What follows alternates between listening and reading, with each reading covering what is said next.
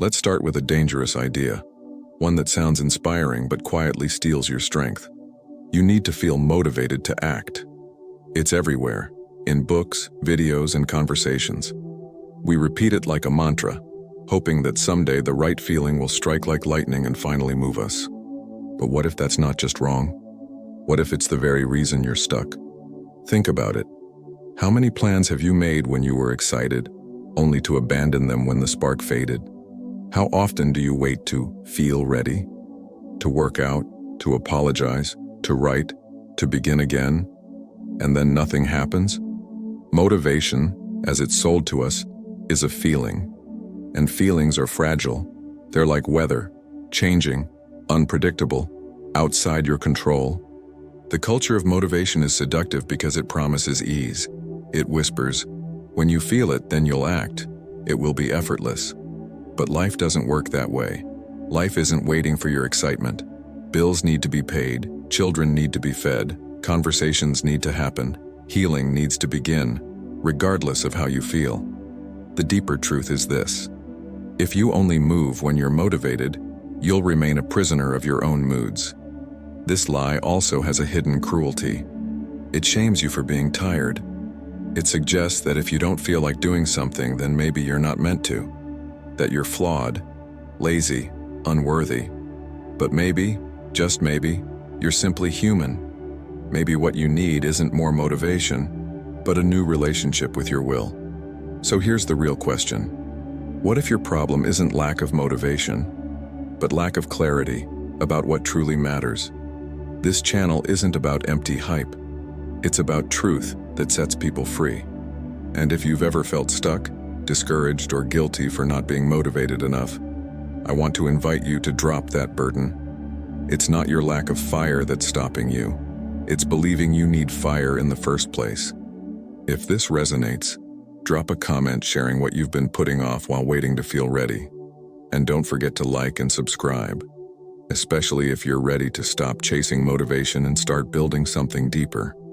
There are days when you wake up and everything feels heavy. Your body aches, your mind is foggy, and nothing in you wants to move. You don't feel inspired, you're not excited. The dreams that once lit your path seem distant or even absurd. And yet, the world keeps turning. Your phone buzzes. The child cries. The work email arrives. Life continues, indifferent to your emotional state. And this is where many of us get stuck. We've been taught to believe that action should follow feeling, that we must want to do something before doing it. But reality refuses to obey that logic. The truth is painfully simple. Much of life is built by people who keep moving even when they don't feel like it. Think about the mother who gets up in the middle of the night for the 5th time. Do you think she's motivated? Or the man who drags himself to a painful rehab session after surgery, full of doubt, but committed to healing? Are these acts of excitement or of willingness? We all face moments when motivation vanishes. It might be after a failure, or during a long season of monotony. It might come from heartbreak, depression, exhaustion. And in these moments, the popular wisdom, just get motivated again, becomes not just useless but cruel. It implies that if you can't feel it, you're somehow broken. But maybe you're not broken. Maybe you're just in a season where feelings cannot be your compass. Viktor Frankl, a psychiatrist who survived the horror of concentration camps, wrote that what ultimately sustains a person is not pleasure or emotion, but meaning, purpose, a reason to keep moving, even when every part of you wants to stop. That's the heart of mature living, not chasing highs but choosing to do what is needed simply because it's right. So ask yourself, what parts of your life have you been neglecting because you've been waiting for motivation to return? And what would it look like to act anyway? Not because you feel ready, but because it needs to be done. You don't have to feel like it. You just have to begin. And sometimes that's enough to change everything. There's a subtle addiction that robs countless lives of movement and meaning. It doesn't look dangerous. It sounds reasonable, even wise. I'll start when I feel ready, when the time feels right, when I'm in the mood. But behind this gentle voice hides a powerful illusion. that we must wait for the right feeling before taking the first step. And this belief quietly kills dreams, relationships, habits, and growth. We often imagine that important change is born from inner fire, that we need to feel passionate to be productive. But most people who live lives of quiet despair are not lacking in passion. They are trapped in waiting for the feeling of confidence before they speak, waiting for motivation before they act, waiting for clarity before they commit. And in this waiting room, life passes by. Here's the painful truth. You may wait for years and the feeling may never come. Or worse, it may come for a moment and then vanish again before you act. Feelings are fleeting. They are affected by sleep, food, hormones, weather, a passing comment, a childhood wound. They're real, but they're not reliable. Dostoevsky once wrote, "Man is sometimes extraordinarily, passionately, in love with suffering." It's as if we would rather sit in the ache of not yet than risk the discomfort of doing. We romanticize the future. One day I'll feel strong enough, while quietly avoiding the very actions that would make us stronger. And here lies the psychological trap. The more we wait for the right feeling, the more powerless we feel. Because with each delay, we reinforce the idea that we cannot act without emotional permission. We become dependents of our moods, not masters of our will. But what if you stopped asking, "Do I feel like it?" and started asking, "Is this worth doing anyway?" What if you accepted that most worthwhile actions begin before the right feeling, and that action itself might create the feeling you've been waiting for? You don't need to feel brave to begin. You just need to begin. The courage often comes in the doing. So what are you postponing today, waiting for the perfect emotional wave? Name it. And consider this. The act of showing up right now might be your most powerful choice. Here's a shift that can change everything. Stop asking yourself if you're motivated. Start asking if you're willing. At first glance, those words seem close, but they live in entirely different worlds. Motivation is emotional. Willingness is moral. Motivation depends on how you feel. Willingness depends on what you value. When you're motivated, it's easy. The task excites you. You feel energized, focused, maybe even inspired. But what happens when that emotional fuel runs out? If motivation is your only engine, you stall, you wait, you explain, "I'm not in the right headspace," and time slips by. Willingness, however, is a deeper power. It doesn't ask how you feel, it asks who you are. Are you willing to be uncomfortable? Are you willing to take responsibility for your growth even when it's tedious or scary? Are you willing to act, not because you're moved by feeling, but because you're anchored in principle? Thomas Aquinas made a vital distinction that's often forgotten today. He argued that the will, not emotion, is the seat of human freedom. You are not defined by what you feel, but by what you choose.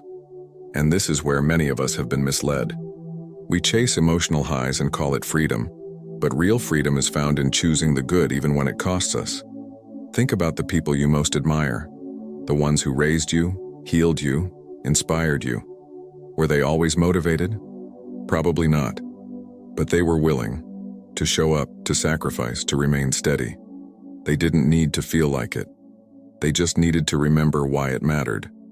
In therapy, I've seen people change their entire lives not because they suddenly became excited, but because they finally decided to stop living in reaction to their moods. That's the moment true maturity begins, when you stop obeying your feelings and start choosing your values.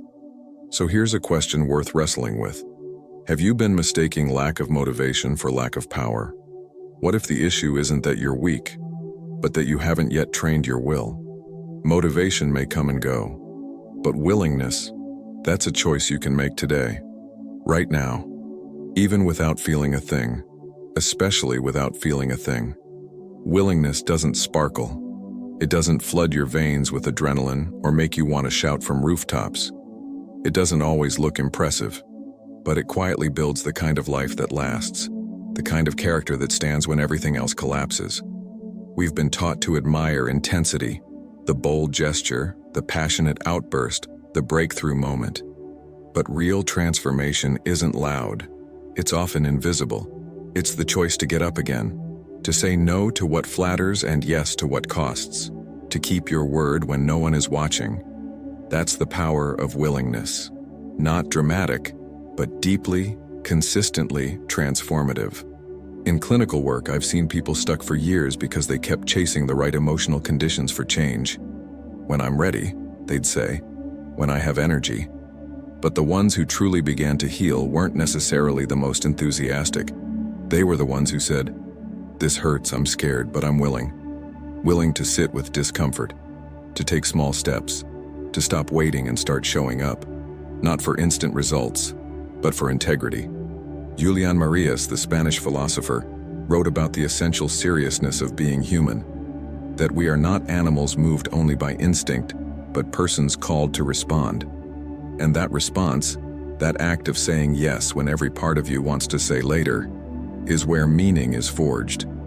Willingness is not a feeling you wait for. It's a stance you assume. A declaration. I will move toward what matters, even if it costs me something. Especially if it costs me something. The people who change the world, or even just their small corner of it, aren't always charismatic. They aren't necessarily fearless, but they are willing. Willing to speak when it's awkward, to forgive when it's undeserved, to endure when it's easier to escape. That's the rare strength most of us overlook while waiting for motivation to knock.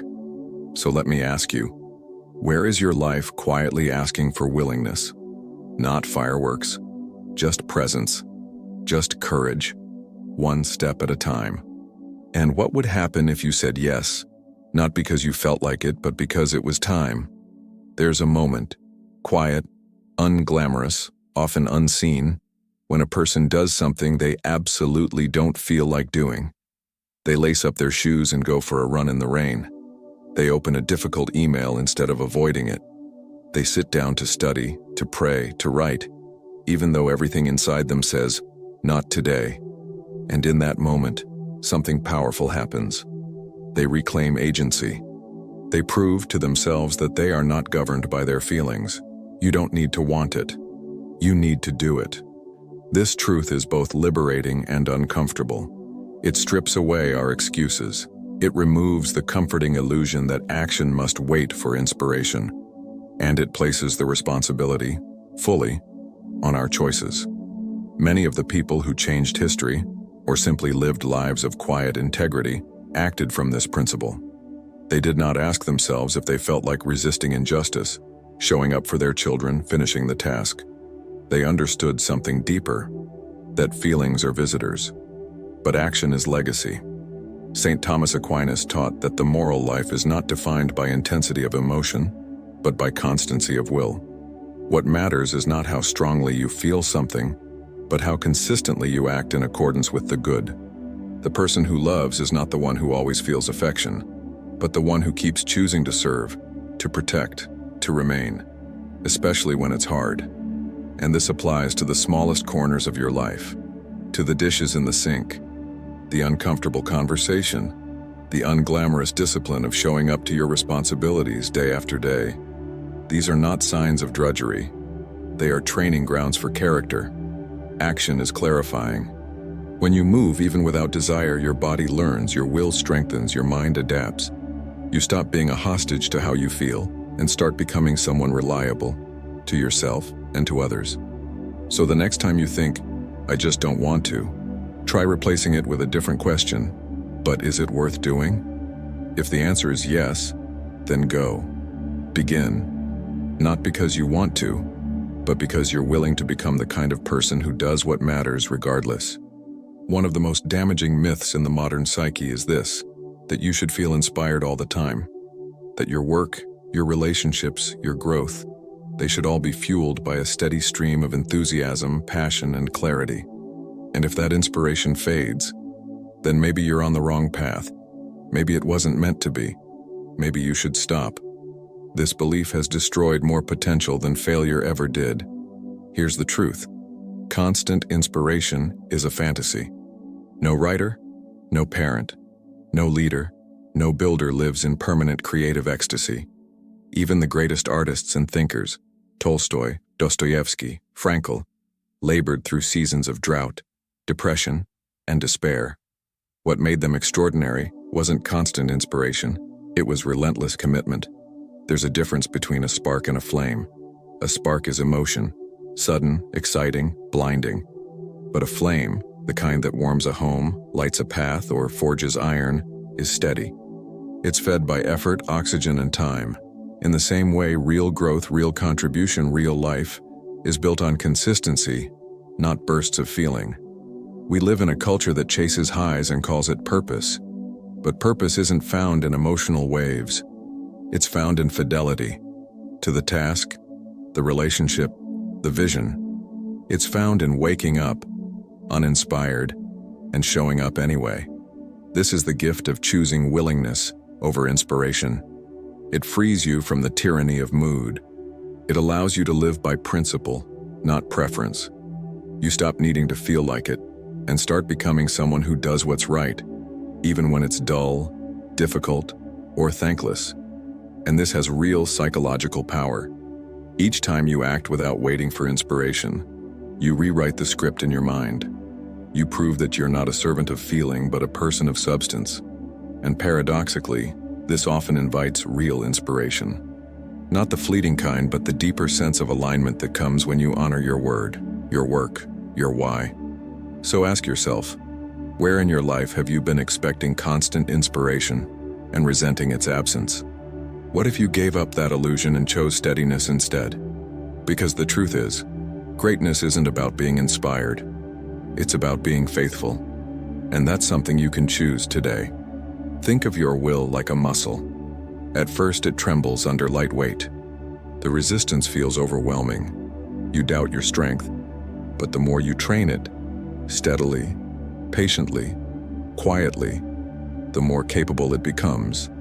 And eventually, what once felt impossible becomes second nature. This is how willingness grows, not through inspiration, but through repetition. We often think of discipline as something you either have or you don't, but that's false. Discipline, and the willingness that drives it, is formed by small, repeated choices. Like lifting weights, it requires effort, strain, and yes, some discomfort. But the more you practice choosing action over excuse, the more natural that choice becomes. It begins in small moments, turning off the phone when you want to escape, speaking kindly when irritation rises, showing up to the task when no one's watching. These moments matter. They train your soul, and over time they create a person who does not wait for emotion to give permission, a person who chooses. Philosophers like Epictetus and Aquinas taught that virtue is not a one-time act, but a habit, that your character is shaped not by what you intend, but by what you repeatedly do. In this light, each moment of willingness, no matter how small, becomes part of your formation. You are sculpting yourself, one act at a time. And here's what's remarkable. Willingness, when practiced, becomes liberating. It frees you from the slavery of inner resistance. It allows you to face a difficult task and say, I don't like this, I don't feel ready, but I can do it anyway. That simple declaration changes your life. In my clinical work, I've seen people break addictions, rebuild relationships, finish long-delayed projects, not because they felt suddenly empowered, but because they started training their will. They stopped asking to feel ready. They started doing small things they could control. And the more they acted, the more capable they became. So here's the question. Where in your life are you letting emotional weakness speak louder than trained resolve? And what small, repeated action could begin to build your willingness? Start there. Start small, but start. Because the more you say yes to what matters, regardless of how you feel, the stronger you become. Not just in action, but in identity. There's a quiet kind of peace that no one talks about. It's not glamorous. It won't go viral. But it's one of the most powerful experiences a person can have. Doing what is right, even when every part of you wanted to avoid it. That moment when you act, not because you feel confident or energized or clear, but because you chose to honor something higher than your mood. That's integrity, and it brings a peace deeper than any motivation ever could. When you act despite yourself, despite your fear, laziness, insecurity, you reclaim something sacred. You prove not to the world but to yourself that you are more than your inner noise, more than your distractions, more than your past. You are capable of standing, of moving, of showing up. And that realization builds something unshakable inside. Modern culture tells you to listen to yourself, to follow your feelings as if they were infallible guides. But what happens when your feelings are confused? When your inner voice is tired, wounded, or immature? If you obey that voice without discernment, you become reactive, unstable, pulled in every direction but forward. Acting despite yourself is not self-betrayal. It's self-leadership. It's the part of you that says, I hear you. Fear, doubt, laziness. But I'm not giving you the keys today. It's not violent. It's not harsh. It's firm, compassionate, clear, like a parent lovingly guiding a child through a tantrum. Viktor Frankl wrote, "Between stimulus and response there is a space. In that space is our power to choose our response. In our response lies our growth and our freedom. That space is where this peace is born. The peace of choosing well, especially when it's hard. And here's the paradox. When you act without needing to feel good first, you start to feel better. Your self-respect grows. You stop being at the mercy of circumstance. You begin to live from the inside out, not the outside in. So pause and ask yourself, what would it mean for you to act today, even if you didn't feel like it? What might change, not just in your life, but in your sense of self, if you proved through action that you are capable of rising above your moods? That's the peace no one can take from you, because it's forged in freedom. Here we are, not at the end of an argument, but at the edge of a choice. You've heard the truth whispered throughout this reflection. You don't need to be motivated, you need to be willing. And now, the invitation is simple, but not easy. Become someone who lives by this truth. This doesn't mean ignoring your emotions or bulldozing your limits. It means honoring something higher than your momentary mood, your values, your commitments, your purpose. It means living from the inside out. Acting not because you feel like it, but because it's right. The path of willingness is not glamorous. It won't always be praised. It will often feel ordinary, even invisible. But it's how character is formed. It's how meaning is built. And it's how transformation truly happens, not through fleeting inspiration, but through repeated, costly choices made with courage. When you become someone who is willing, you become someone trustworthy, not just to others, but to yourself. You stop waiting to feel brave. You become brave, one action at a time. You stop waiting to feel worthy. You build worth through integrity. You stop waiting for permission and start creating a life of coherence between your values and your actions. Tolstoy once wrote, "There is no greatness where there is not simplicity, goodness, and truth." That's what willingness cultivates in us. Not flash, not applause, but strength, goodness, simplicity, truth. So here's the call. Stop waiting to be motivated. Stop telling yourself the story that you'll act when it feels right. Start acting from a deeper center, the part of you that knows what matters, even when your emotions waver.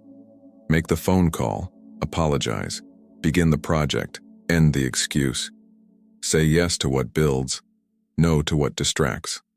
Keep showing up, especially when it's hard.